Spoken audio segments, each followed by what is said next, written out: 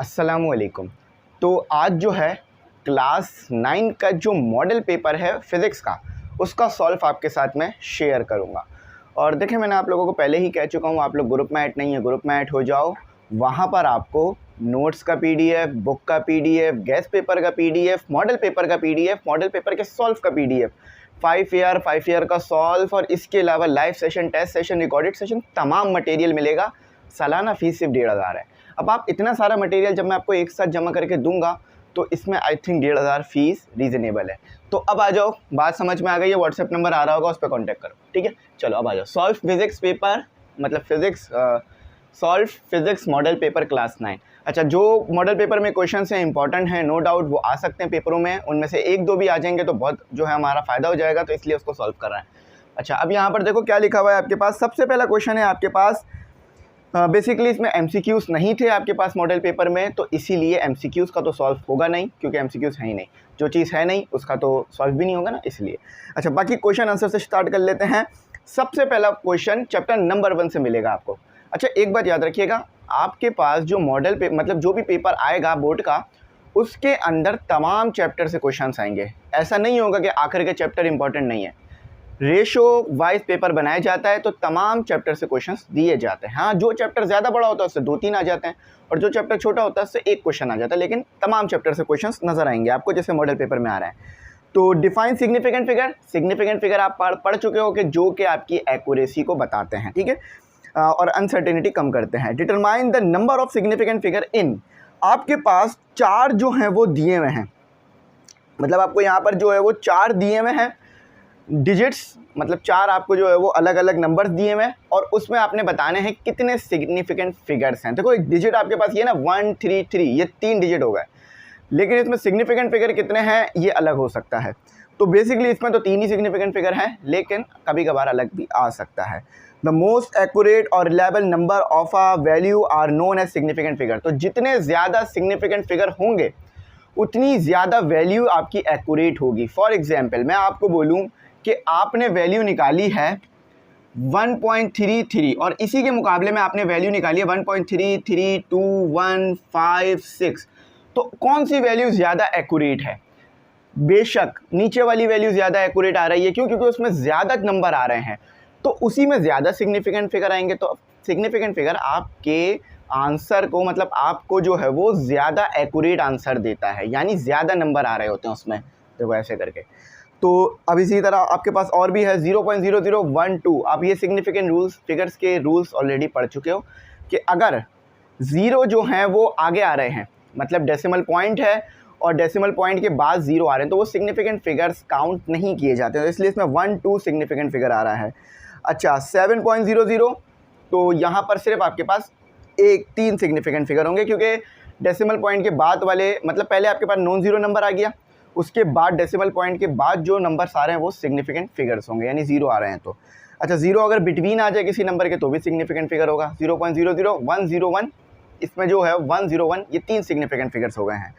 अच्छा, इसी तरह से आपको क्वेश्चन नंबर 1 आपने कर लिया, जो कि बेसिकली क्वेश्चन नंबर 2 लिख के दिया हुआ होता है, क्योंकि क्वेश्चन नंबर 1 आपके पास MCQs का होता है। तो क्वेश्चन नंबर 2 देखते हैं। Write down any 3 difference between speed and velocity.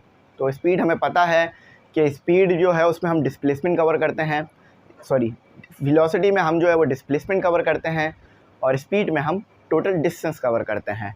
और स्पीड जो है हमारे पास एक स्केलर क्वांटिटी है, वेलोसिटी हमारे पास एक वेक्टर क्वांटिटी है, और फॉर्मूले तो दोनों के सेम ही आते हैं, बस आप स्पीड को एस से डिनोट करते हो और वेलोसिटी में आप जो है वो डिस्प्लेसमेंट को डी से डिनोट कर देते हो। तो फॉर्मूला लिख देना भी इनका एक डिफरेंस होगा।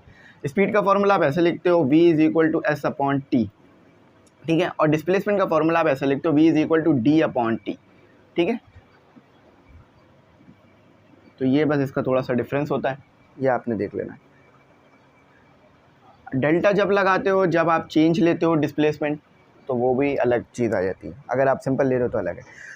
मैंने जो गेस्ट पेपर बनाया था उसमें ये चीज़ें सब शामिल थी। आप तो देख सकते हैं कि मॉडल पेपर गेस्ट पेपर के मुताबिक ही आया है, तो इस तरह आपका बोर्ड का पेपर भी गेस्ट पेपर के मुताबिक आ जाएगा इंशाल्लाह, ठीक है।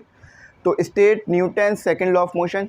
न्यूटन का जो सेकंड लॉ है बेसिकली F=ma है, ठीक है। न्यूटन का जो सेकंड लॉ है उसको आप F=ma कहते हो डेरिवेशन में, और अगर आपसे पूछ लिया जाए state Newton law of acceleration, तो भी वो यही लॉ होता है आपके पास।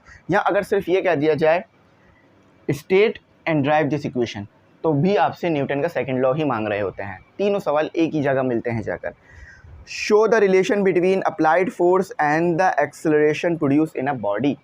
तो अप्लाइड फोर्स और एक्सेलरेशन के दरमियान, देखो ये अप्लाइड फोर्स है जो आप अप्लाई कर रहे हो, ठीक है, और ये एक्सेलरेशन है जो आपकी फोर्स लगाने से प्रोड्यूस हो रही है। तो इन दोनों के दरमियान क्या रिलेशन होता है ये आपने बताना भी है लिख कर वर्डिंग में, और यही चीज़ आपने प्रूफ करके बतानी है। सवाल में when a net force act on a body it produce acceleration in the direction of force. अच्छा, एक बात मैं यहाँ पर बता दूँ कि ये जो गेस्ट पेपर्स हैं वो एग्जाम्पल नाम के चैनल से मैंने लिए। एग्जाम्पल नहीं बोल रहा हूँ, एग्जाम्पल, यानी अब इसका तो यही मतलब बन रहा है कि ये नाम है, ठीक है, चैनल का। तो आप इस चैनल को ज़रूर सब्सक्राइब कर लेना, ठीक है, मेरा नहीं है, ये एक और टीचर का है, तो आप इसे ज़रूर सब्सक्राइब कर लेना। क्यों? क्योंकि वहाँ पर ये गेस्ट पेपर थे लेकिन एक्सप्लेनेशन नहीं थी, तो मैंने कहा मैं थोड़ा एक्सप्लेन कर देता हूँ। पीडीएफ वहाँ पर ये भी आपको मिल जाएगा, और पीडीएफ इस चैनल के डिस्क्रिप्शन में भी मिल जाएगा। तो आप इस चैनल को ज़रूर सब्सक्राइब कीजिएगा, क्योंकि ये इन्होंने बनाए हैं, ठीक है, इस चैनल में बने हैं ये पीडीएफ, तो याद रखिएगा। अच्छा, तो वो बाकी भी डेरिवेशन लिखी हुई है। ए डायरेक्टली प्रोपोर्शनल है एफ के, फिर आप एम इंट्रोड्यूस करते हो जो कि आपके पास कांस्टेंट है। आपको पता है जब आप कांस्टेंट इंट्रोड्यूस करोगे तो ये इक्वल टू का साइन बोलता है कि मुझे भी लेकर आओ। फिर वो होता है ना, एक बच्चे को अगर कुछ दिलाओ तो दूसरा भी मांगता है। तो इसी तरह से अगर आप कांस्टेंट ला रहे हो तो इक्वल टू का साइन भी ले आओगे, प्रोपोर्शनैलिटी का साइन हट जाएगा। फिर आपको डेरिवेशन आती है, वैसे आप डेरिवेट कर दोगे, मतलब डेरिवेट नहीं डेरिवेशन कर दोगे। अच्छा, बाकी ये है what is movement of force. तो मूवमेंट ऑफ फोर्स क्या है, तो यहाँ पर आपने ये डिफ़ाइन करना है with its formula, with its अच्छा फार्मूला भी लिखना है, विथ इट्स यूनिट वेक्टर जो है वो भी, only name does it's depend. अच्छा, तो बेसिकली आपके पास जो मूवमेंट ऑफ फोर्स होता है वो आपके पास टॉर्क होता है, ठीक है। टॉर्क क्या है कि अगर आप कोई चीज़ सर्कल में है उसके ऊपर फोर्स अप्लाई करोगे तो उसके अंदर जो है वो एक्सेलरेशन पैदा हो जाती है। मतलब कोई चीज़ बेसिकली टॉर्क सर्कल में पैदा हो रहा होता है ना हमारे पास। मतलब एक चीज़ है सर्कल में मोशन कर रही है, बॉडी है, कांस्टेंट मोशन हो रहा है उसका, लेकिन अगर आप इस पर फोर्स अप्लाई करोगे तो उसका मोशन कांस्टेंट नहीं रहेगा, ठीक है। तो अब इसके अंदर क्या हो गई है, मतलब अब आपने इसके अंदर क्या अप्लाई किया होगा कि इसका मोशन कांस्टेंट नहीं रहा, आपने इसके ऊपर अप्लाई किया होगा टॉर्क। जब भी इसका मोशन कांस्टेंट नहीं रहा, इसमें आप एंगुलर एक्सेलरेशन पैदा हो गई है। तो टॉर्क एंगुलर एक्सेलरेशन पैदा करता है, जैसे फोर्स लीनियर एक्सेलरेशन पैदा करता है, इसी तरह से टॉर्क एंगुलर एक्सेलरेशन पैदा करता है, ठीक है। तो फॉर्मूला इसका होता है F directly proportional D. D आपके पास क्या होता है, यहाँ से लेकर यहाँ तक का आपके पास डिस्टेंस होता है बेसिकली ये डी, ठीक है। मूवमेंट आर्म भी जिसे आप कहोगे। बाकी इसका यूनिट आपको पता है न्यूटन मीटर। न्यूटन कैसे देखो, टॉर्क इधर ना, ये साइन टॉर्क का ना हमें मिलता नहीं है कीबोर्ड में अगर हम सिंपल टाइपिंग कीबोर्ड इस्तेमाल कर रहे हैं। तो बाकी डी और एफ तो आपको मिल ही जाता है, एफ क्रॉस डी, ठीक है। तो यहाँ पर हमने क्या किया गया, यहाँ पर ना इसे डी टी की जगह पे लिख दिया गया, टॉर्क इसे ना टी कह दिया गया। तो ये साइन जो है ना टी का, ये टॉर्क है, ठीक है। अगर आप बना रहे हैं तो ये टी नहीं बनाइएगा, ये साइन बनाइएगा, जीम कह रहे होते हैं ऐसे बच्चे अक्सर। और अगर ये आपके पास फॉर्मूला है तो बेसिकली आपको पता है कि एफ है तो न्यूटन होगा, डी है तो मीटर होगा, बस ख़त्म बात। अच्छा, इसी तरह से भी बहुत क्वेश्चन है इसमें, ऐसा नहीं है कि क्वेश्चन ख़त्म हो गए, इस पर बहुत क्वेश्चन है। अच्छा, मैं जो है वो ज़्यादा लंबी वीडियो को नहीं खींचूंगा, 8-9 मिनट तक ही रखूँगा। एक क्वेश्चन और करा देता हूँ, उसके बाद फिर आपको मैं इसका पीडीएफ दे दूंगा। आपको ये सवालात मैं तमाम करा चुका हूँ, चैप्टर्स में हम लोग पढ़ चुके हैं, तो बस हमने इसे थोड़ा सा समझना था। तो बाकी यहीं तक रखते हैं, इसको आगे नहीं बढ़ाते हैं ज़्यादा। क्यों? क्योंकि फिर जो है ना ये काफ़ी वीडियो लंबी हो जाएगी। मैं अगर आपको इसका मतलब डिटेल वीडियो चाहिए ना फिज़िक्स के मॉडल पेपर पे, पीडीएफ आपको डिस्क्रिप्शन में मिल जाएगा, जाके डाउनलोड कर लेना। और एग्जाम्पल नाम के चैनल को, एग्जाम्पल नहीं बोल रहा हूँ, एग्जाम्पल, ये पिल जो है ना दवाई को कहते हैं असल में, मैं आपको ना सर्च करके भी बताता हूँ। तो नाम है EXAMPILL पिल। तो एग्जाम्पल लिखोगे ना तो ये चैनल आ जाएगा, और एक मेडिसिन भी बनी हुई है उस पर, तो ठीक है।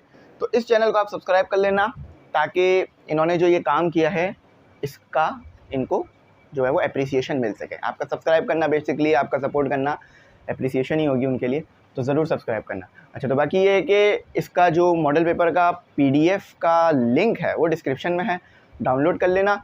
अगर फुल लेंथ वीडियो चाहिए इस मॉडल पेपर पर, मतलब तमाम क्वेश्चंस को मैं खुद एक्सप्लेन कर दूं, तो फिर मुझे जो है डिस्क्रिप्शन में बता देना, मतलब मुझे जो है वो कमेंट सेक्शन में बता देना, मैं आपके साथ इसके शेयर कर दूंगा, तमाम सॉल्यूशंस विद एक्सप्लेनेशन समझा दूंगा। ठीक है, थैंक्स फॉर वॉचिंग। अल्लाह हाफिज़। अपनी कीमती दुआओं में ज़रूर